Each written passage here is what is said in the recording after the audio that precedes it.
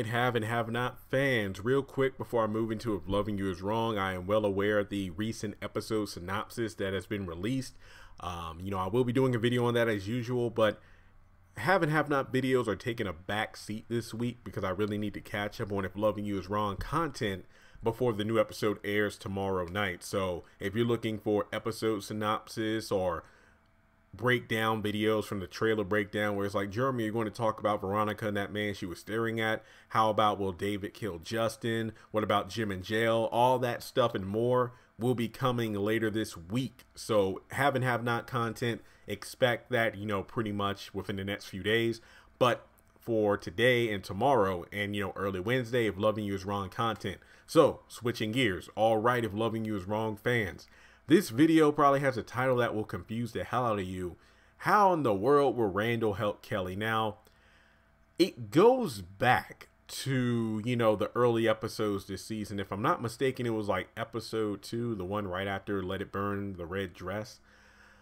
I mentioned that, we see Brad and Marcy at Marcy's place, and, they're in the bedroom, and she pretty much reveals that she stole the hardware, the computer hardware or hard drive or whatever from Randal. So there is no video evidence of, the person who set the fire, who Randal assumes and accused Brad of doing. So when the cops came over, he had no footage, which was a dumb move because Randal being Randal, you would think he would be quick to just watch the footage to see who did this in order to get revenge. But no, these characters are only smart as the plot demands it.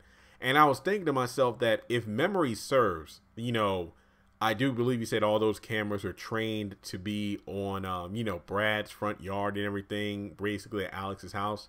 And I was doing the best I could because before recording this video, I kind of skimmed through 3 different episodes of various seasons in order to determine some order of these damn houses. And I think I might have been wrong, but then again, I think I might have been right. If I'm not mistaken, isn't the order of the houses, pretty much going from left to right, depending on, what side of the street you're on? Isn't it like Natalie's house, Kelly's house, Alex's house, and then at the very end, we have, Randal's house, or where Marcy used to stay. And given that detail, it goes back to like the early seasons when it was like Randal screwing the whore next door. And it's like, wait, who is that? They're assuming it's Kelly, but then it's like, no. Kelly doesn't live beside Randal. And then it's like, oh, it's Alex, because she lives right next door. So, because they thought it was Kelly, but no, she doesn't live there. So I'm thinking that maybe, do you think it's possible? You go back to, Ian telling Larry about all the incriminating evidence about Travis all the times. He drove past the house like, what, 47 times or whatever, got the restraining order and whatnot and did this and that. And I'm thinking, do you think it is possible that on the hard drive, because remember, Brad said he was going to destroy it, then Marcy left because if I'm not mistaken, she left in order to meet up with Ian to give him the keys to the new house. And then Brad said he would destroy it. And we never see him do it. We see him holding the hard drive, kind of looking at it like he's pondering something, and then the episode goes to another scene. And I was thinking to myself, I don't know if he's going to destroy it.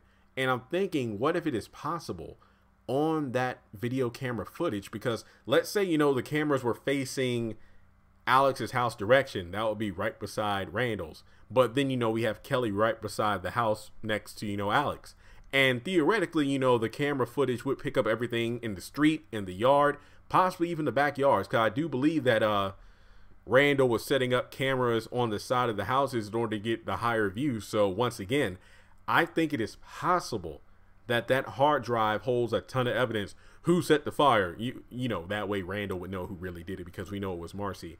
Then seeing everything involving the street, you would see Travis going up the street multiple times. You would see all the times, and I'm assuming there's night vision on the camera so we can see things at night. All the times Travis was just snooping around, going to the backyard. And didn't Justice tell Natalie that once, he was at my window talking with me, so mommy must have shot him after that.